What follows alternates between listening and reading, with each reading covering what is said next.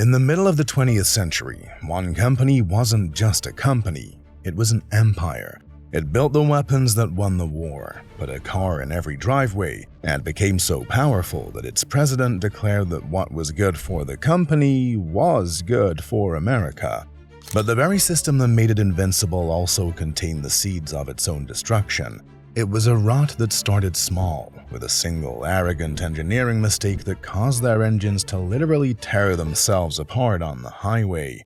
And that one spectacular failure was just the first symptom of a disease that would bring the empire to its knees, culminating in a humiliation so total it would change America forever, and force the company to make one last, desperate gamble on a future that would erase everything it had ever been.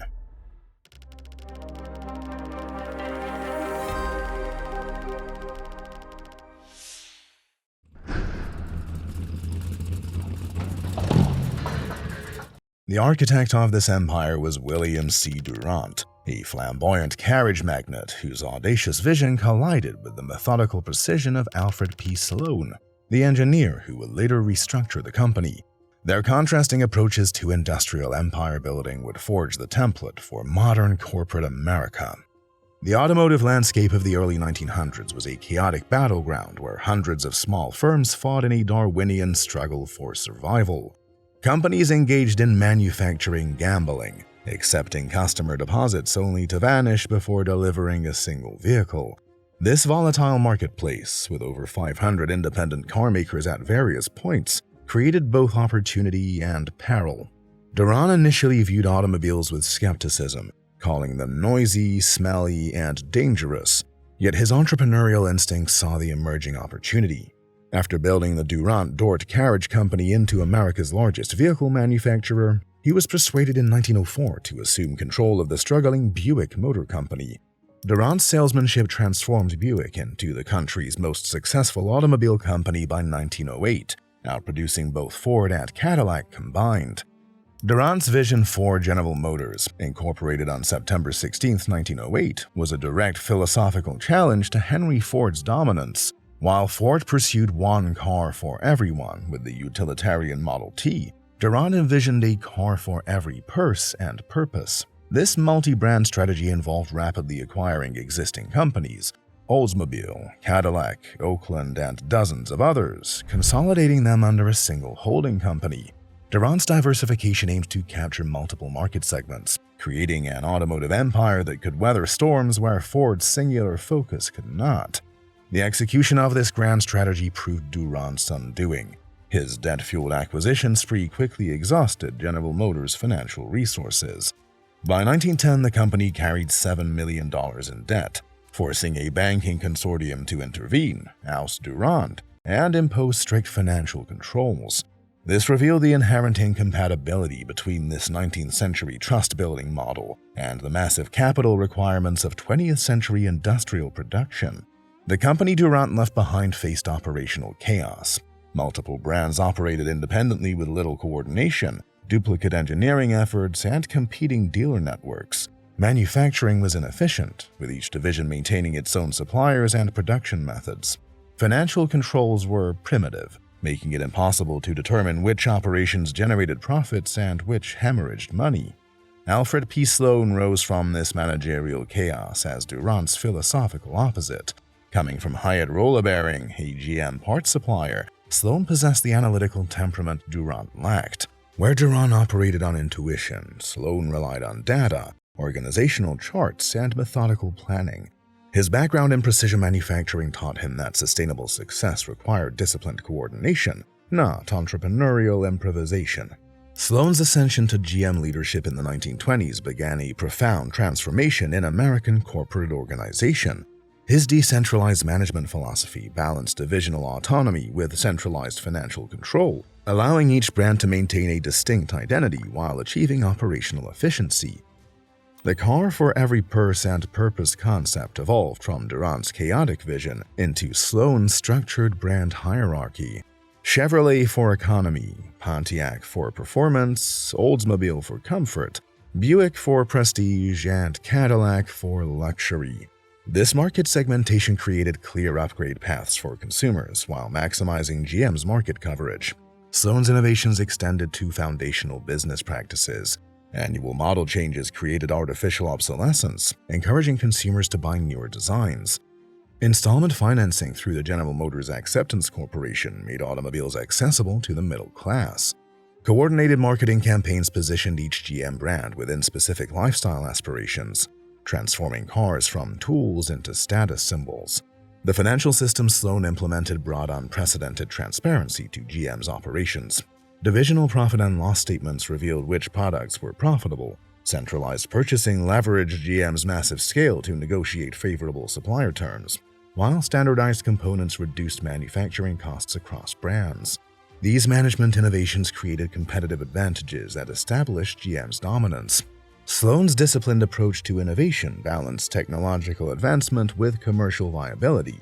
Rather than pursuing unmarketable breakthroughs, GM focused on incremental improvements. This focus quickly yielding any groundbreaking achievement: nitrocellulose Duco lacquer, introduced in 1923. This innovation made Henry Ford's "any color so long as it's black" policy obsolete and was essential for differentiating cars on Sloan's ladder of success. The company's research operations, organized around practical applications, generated a steady stream of such marketable innovations. The synthesis of Durant's vision and Sloan's organization created General Motors' distinctive DNA: ambitious scope tempered by disciplined execution. Durant's insight that consumers wanted choice provided the strategic foundation. Sloan's managerial innovations created the capabilities to deliver on that promise profitably. This combination of entrepreneurial vision and administrative discipline established GM as the template for the modern industrial corporation. The management philosophies forged during this foundational era equipped General Motors for the challenges ahead. Durant's multi-brand strategy provided market flexibility, while Sloan's structured approach ensured sustainable execution. These organizational innovations would prove essential as global events began reshaping the industrial landscape.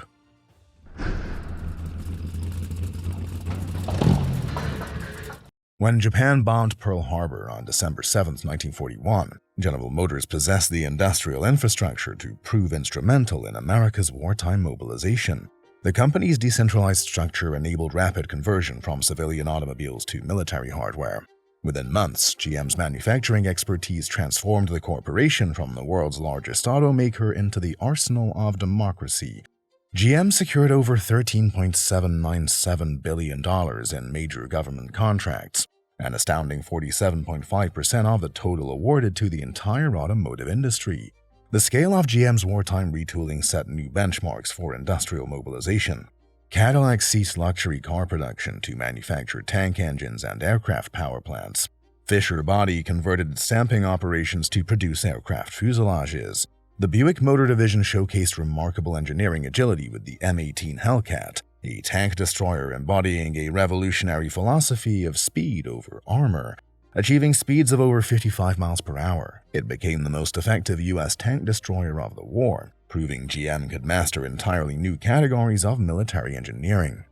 The logistical backbone GM provided to Allied operations was a comprehensive mastery of the supply chain. The GMC Truck and Coach Division produced 562,750 CCKW 2.5-ton trucks, the Deuce and a Half, which became the primary vehicles of the vital Red Ball Express convoy. The coordination required for this transformation was immense. The corporation operated over 100 war production facilities, employing more than 750,000 workers in defensive activities. GM's technical contributions extended to innovations in military technology. Its research divisions developed specialized materials and propulsion systems. Allison Engine Division pioneered high-performance aircraft engines, while GM's electronics labs contributed to radar systems.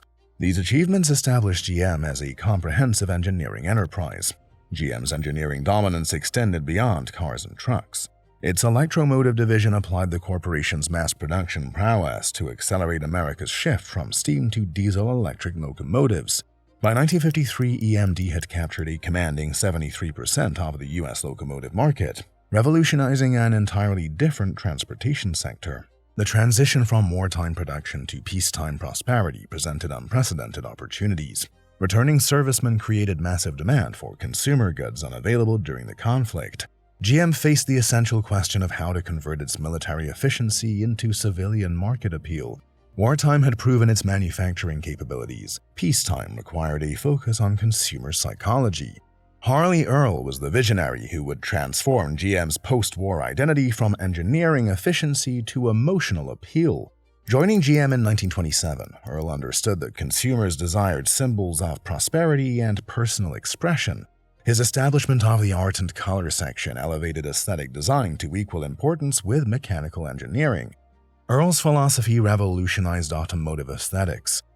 His introduction of clay modeling enabled three-dimensional visualization of designs with unprecedented precision. The annual model change, refined under his leadership, generated sustained demand that supported GM's massive manufacturing infrastructure. The technical foundation for Earl's aesthetics came from GM's engineering.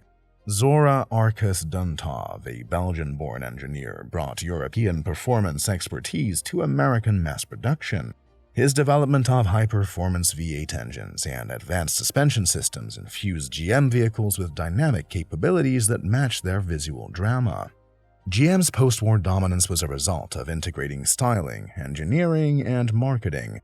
The corporation's brand hierarchy, Chevrolet, Pontiac, Oldsmobile, Buick, and Cadillac, provided clear upgrade paths that encouraged consumer loyalty. Each division maintained distinct design languages that appealed to specific demographics. The chrome-laden, tailfin-adorned vehicles of the 1950s became cultural artifacts. The 1953 Chevrolet Corvette established GM in the sports car market, while the 1955 Chevrolet Bel Air showed how mass-market vehicles could achieve aesthetic sophistication.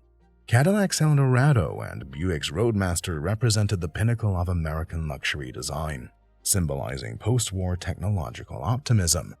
Yet as GM's tailfins grew even larger, a world away in Japan, engineers were perfecting a different philosophy, one of efficiency, reliability, and compact design.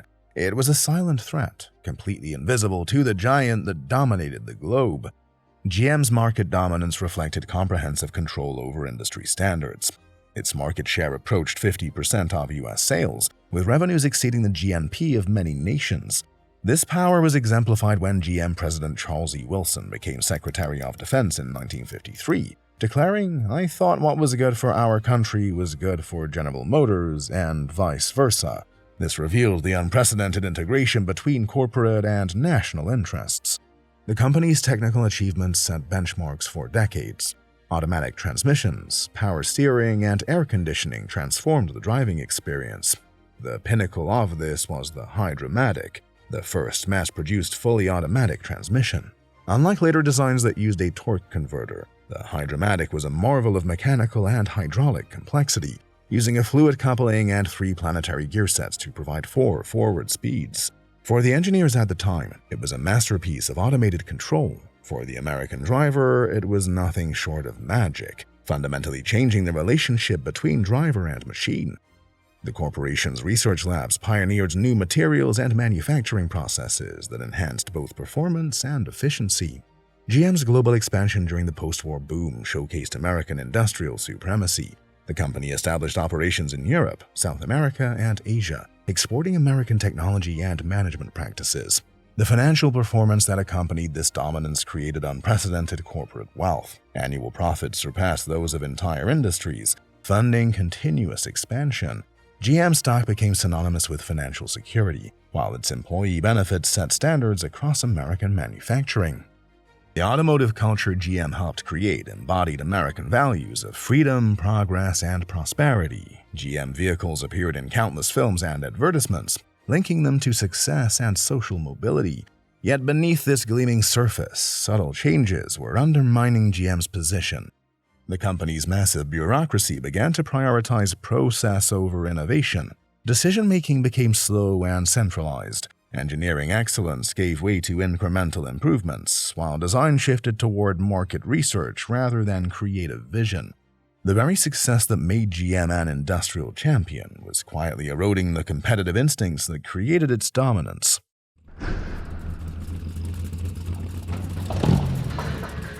By 1965, General Motors was a victim of its own success. The very systems that built its empire, decentralized divisions, annual model changes, and engineering dominance, had begun to decay into the bureaucratic inertia that would threaten its very survival. This industrial colossus now faced challenges that would expose these deep vulnerabilities. The first crack in its armor came from an unexpected source: a young lawyer named Ralph Nader and a compact car, the Corvair. GM's engineers designed the 1960-1963 Corvair with a swing-axle rear suspension that reduced costs but created dangerous handling. Under certain conditions, the rear wheels could tuck under, causing sudden oversteer and potential rollovers. When Nader published Unsafe at Any Speed in 1965, GM's response revealed its growing disconnect from public accountability. Rather than address the safety concerns, GM hired private investigators to discredit Nader, a catastrophic misjudgment that backfired spectacularly. The scandal catalyzed the passage of the 1966 National Traffic and Motor Vehicle Safety Act, fundamentally altering the regulatory environment. The organizational structure Alfred Sloan pioneered had calcified into a bureaucratic labyrinth prioritizing process over innovation. The financial and bureaucratic machinery that had been built to manage success now became a cage. The entrepreneurial agility of earlier decades gave way to risk-averse consensus building. Engineering capabilities, once the foundation of GM's advantage, began to reflect institutional complacency. Design studios produced variations on established themes, relying on market research, not creative vision. The annual model change devolved into superficial modifications masking technical stagnation. Labor relations deteriorated after the 1970 United Auto Workers strike, a 67-day walkout that altered GM's cost structure. The company conceded to union demands, including an uncapped cost of living adjustment and the expensive 30-and-out retirement plan. These legacy costs would hinder GM's competitiveness against foreign rivals. The 1973 oil embargo exposed dire vulnerabilities in GM's product strategy. The quadrupling of gasoline prices created massive demand for fuel-efficient vehicles GM could not satisfy. Its hasty response was the Chevrolet Vega, which suffered from a flawed design, an aluminum engine block with an iron cylinder head.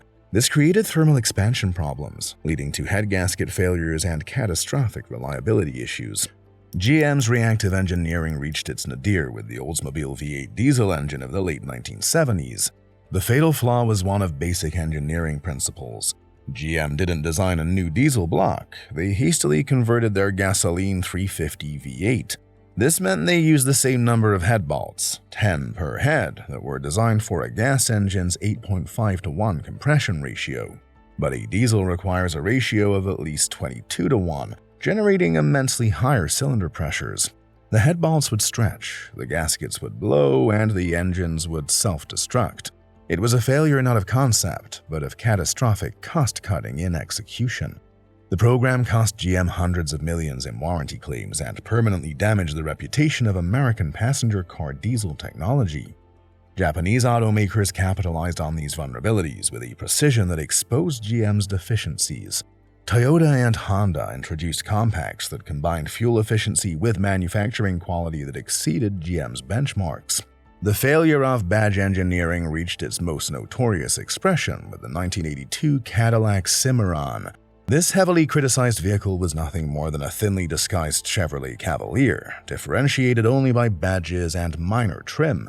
One automotive journalist at the time famously quipped that the Cimarron was proof of what happens when you try to sell a K car to a man who's used to a DeVille.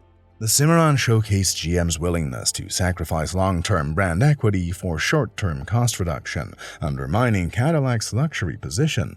Federal emissions and safety regulations imposed additional burdens, forcing rapid adaptation to technologies the corporation had ignored. Internal morale deteriorated as external pressures mounted. Plant closures devastated communities, and the Lordstown, Ohio assembly plant became a symbol of industrial decay. Quality control failures generated high-profile recalls that damaged the corporation's brand credibility. The most revealing indication of GM's systematic problems emerged from the 1984 NUMMI joint venture with Toyota. This collaboration transformed a troubled GM plant using the same former UAW workforce. Under the Toyota production system, the facility immediately began producing world-class quality vehicles, proving the fault lay not with American workers, but with GM's adversarial management philosophy. Under the old GM system, a line worker who saw a defect was told to keep the line moving at all costs. The problem would be fixed or hidden in post-production. The Toyota team introduced the Anden cord, a rope any worker could pull to stop the entire production line to fix a problem immediately. This simple change in philosophy, empowering the worker over the process, was the key to world-class quality. However, GM managers failed to implement these lessons widely across the corporation, revealing an institutional resistance to fundamental change that would prove catastrophic. Market share eroded through the late 1970s and early 1980s. The industrial giant that had once defined American manufacturing excellence now struggled to remain relevant.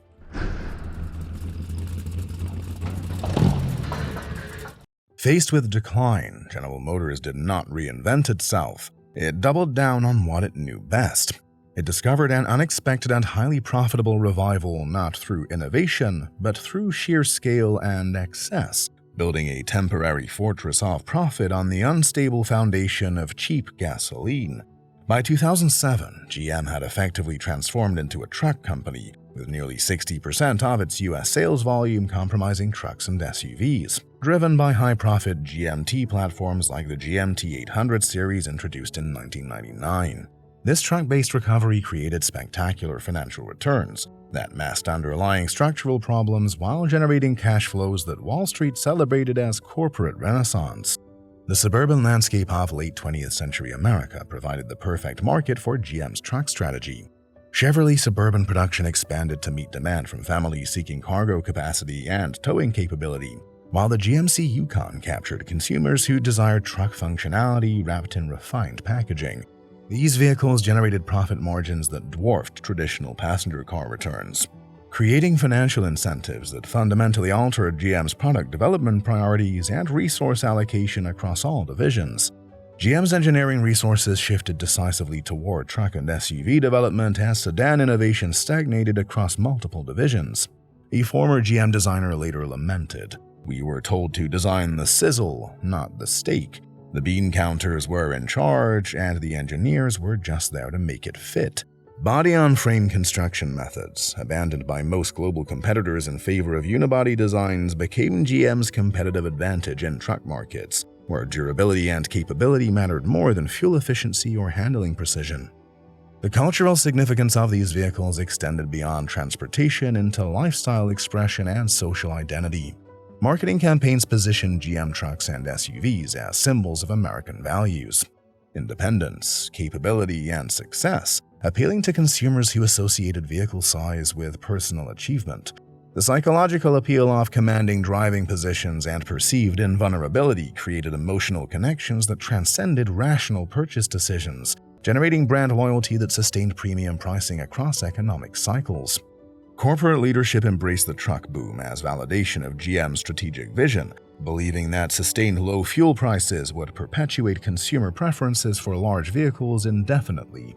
Executive compensation structures rewarded quarterly profit maximization, creating institutional incentives that favored short-term gains over long-term sustainability. The financial success of truck operations provided resources for dividend payments and stock repurchases that pleased shareholders while diverting capital from research and development investments necessary for future competitiveness. The EV1 electric vehicle program represented a profound contradiction within GM's corporate strategy during this period. This advanced electric vehicle emerged as a reluctant response to California's zero-emission vehicle mandate rather than genuine strategic commitment to electrification. When GM successfully lobbied for the ZEV mandate to be weakened, the program was cancelled, demonstrating the primacy of short-term profit over long-term strategic investment. The systematic recall and destruction of EV1 vehicles eliminated evidence of GM's electric vehicle competence while reinforcing corporate commitment to internal combustion propulsion. The cancellation of the EV1 in 2002-2003 coincided precisely with the launch of the Hummer H2 in 2002, creating a stark contrast that defined GM's strategic priorities. The H2 represented the ultimate symbol of the profits of excess. Designed on a modified GM T800 platform and succeeding only because it was predicated on the unsustainable assumption of perpetually cheap gasoline.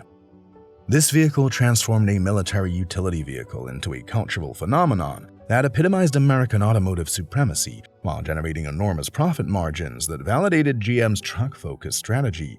Environmental regulations and changing consumer awareness created growing pressure for fuel-efficient vehicles that GM's truck-dependent strategy could not address effectively. Toyota's introduction of the Prius hybrid demonstrated that alternative propulsion systems could achieve mainstream market acceptance, while European manufacturers invested heavily in diesel engine technology and lightweight construction methods that improved fuel economy without sacrificing performance, creating competitive advantages that American manufacturers struggled to match. The consequences of GM's strategic choices became apparent as financial vulnerabilities accumulated beneath the surface prosperity. The corporation's dependency on its finance arm, GMAC, revealed dangerous exposure to credit markets that few observers recognized. GMAC reported $2.4 billion in profit in 2005, a year when the parent company lost billions, while its residential capital subsidiary had invested 76% of its mortgage portfolio in risky subprime loans by the end of 2006. This exposure positioned GM at the epicenter of the impending global credit collapse that would devastate both automotive sales and financial markets simultaneously. Rising petroleum prices transformed truck ownership from lifestyle choice to financial burden, creating sudden demand shifts that caught GM unprepared. Consumer preferences evolved toward vehicles that balanced capability with efficiency, market segments where GM's truck-focused product lineup offered limited options. Quality problems plaguing GM's passenger car divisions undermined brand credibility across all product categories, while competitors gained market share through superior reliability and value propositions that GM could not match. The failure of strategic vision became starkly apparent when contrasted with key competitors' decisions during the same period. While GM launched the Hummer H2 as the ultimate expression of automotive excess, Toyota simultaneously introduced the vastly influential second-generation Prius in 2003, which proved that hybrid technology could achieve mainstream success and cemented Toyota's brand identity as a technological leader in efficiency. This leadership position represented exactly what GM had abandoned in favor of immediate profits from truck sales. By 2007, the empire built on truck profits and gasoline abundance faced existential threats that decades of success had left the corporation unprepared to address. Rising fuel costs, environmental concerns, and foreign competition converged while GM hemorrhaged cash and lost market share to competitors who had invested in technologies that American markets increasingly demanded. The industrial giant that had once defined automotive excellence now confronted the prospect of complete collapse as external realities demolished the foundations upon which its recent prosperity had been built.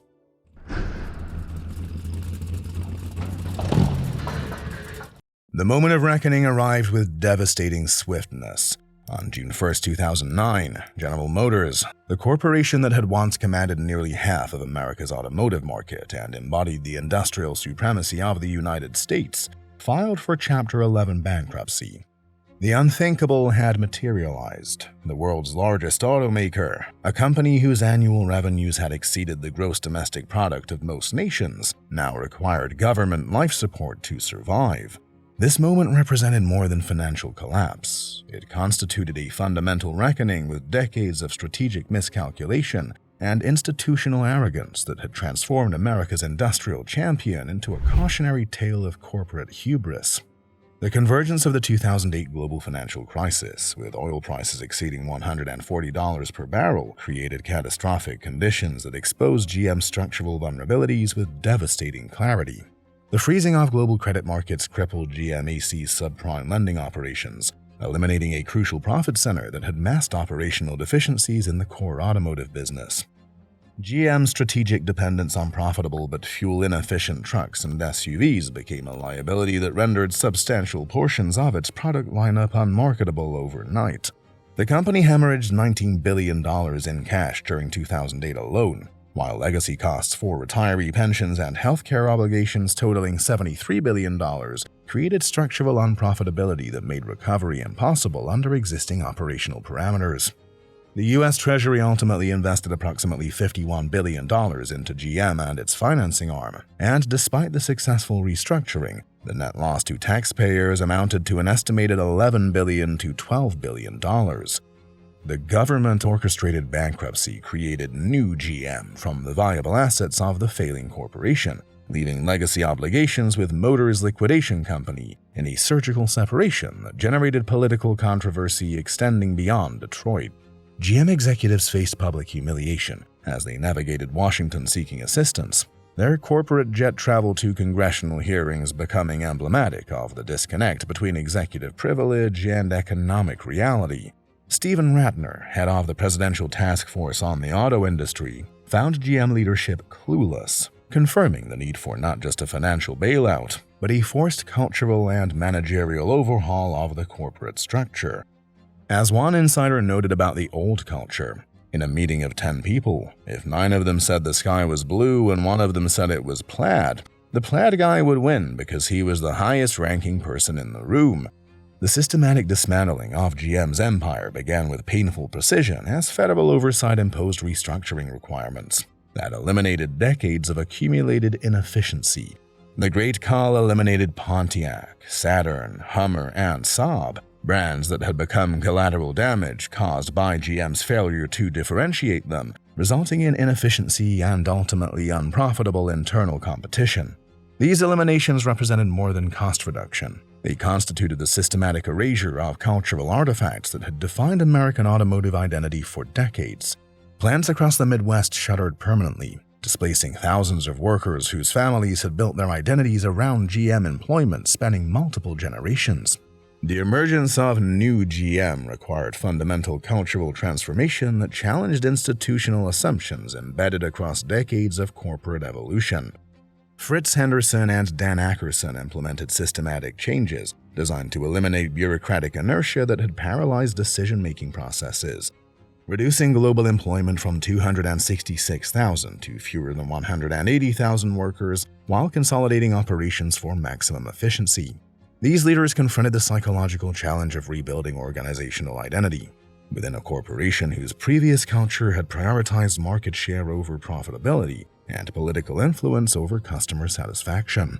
The ignition switch scandal that emerged during GM's recovery period demonstrated how deeply rooted quality problems threatened the company's credibility and legal viability.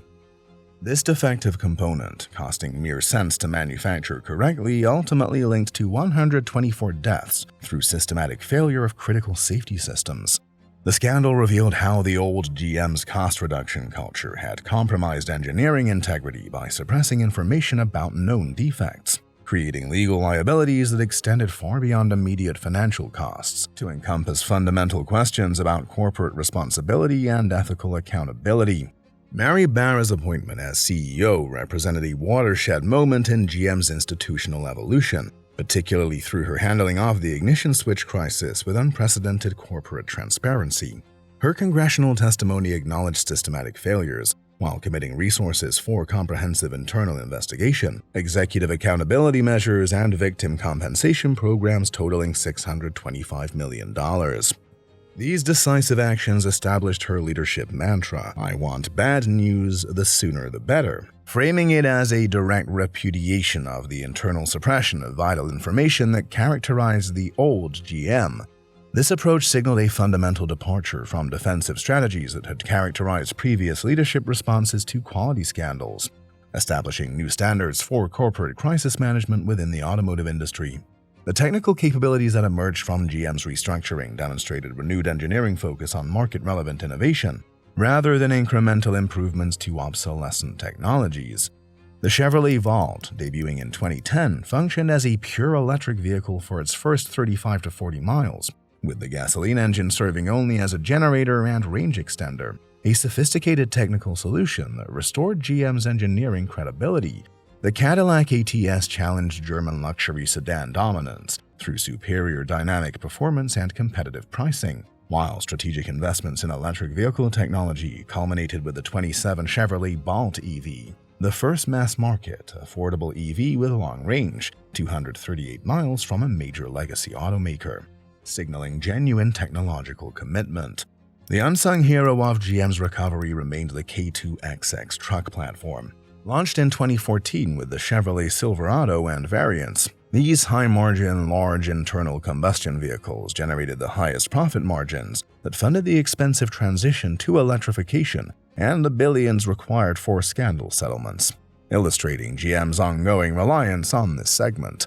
The GMT K2XX platform restored profitability to GM's most important product category through systematic weight reduction and efficiency improvements that maintained capability while addressing fuel economy concerns that had undermined previous generations.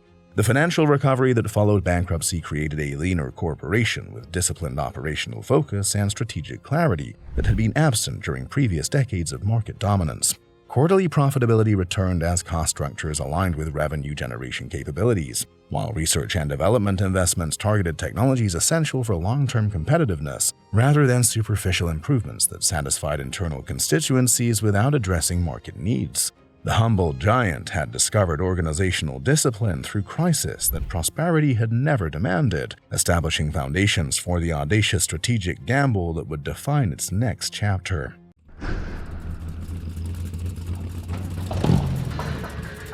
In January 2021, Mary Barra announced that GM would eliminate internal combustion engines from its global vehicle lineup by 2035, transforming the world's fourth-largest automaker into an all-electric mobility company.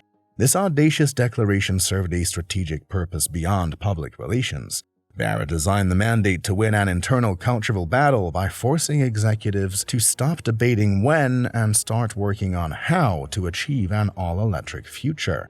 The commitment represented more than technological evolution. It was an existential gamble requiring the company to tear out its century-old internal combustion engine and transplant a battery-powered heart while the vehicle was still running.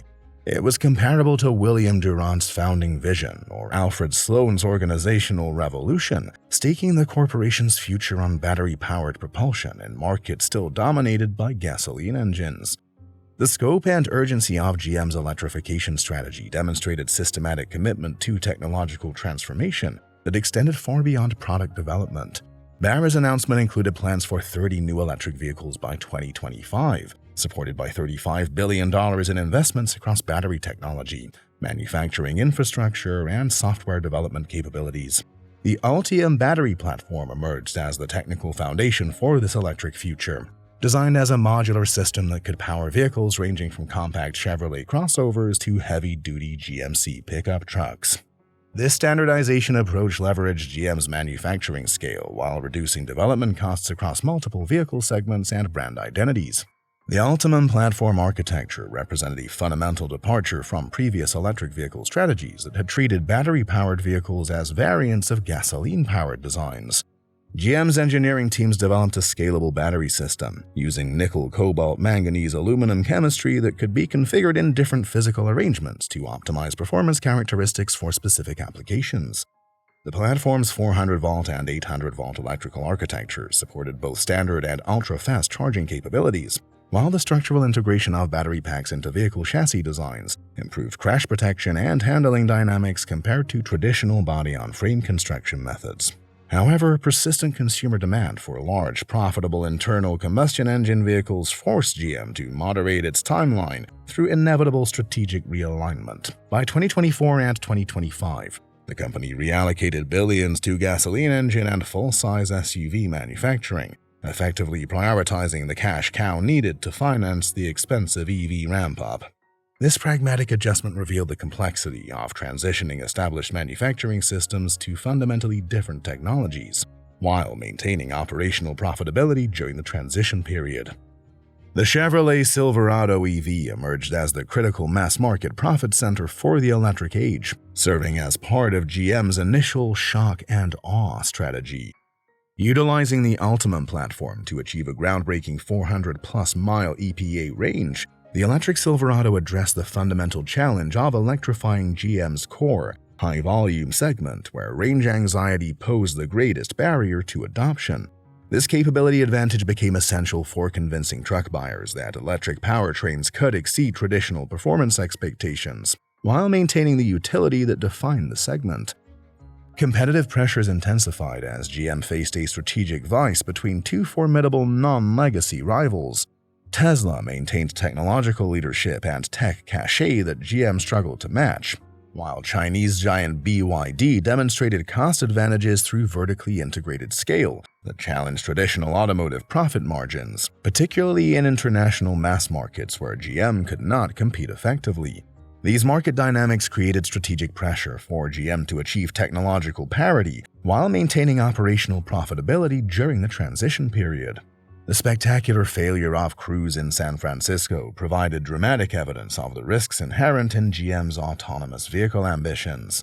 In October 2023, a driverless AV struck a pedestrian who had been hit by another car and subsequently dragged her 20 feet during a minimal-risk condition pullover maneuver.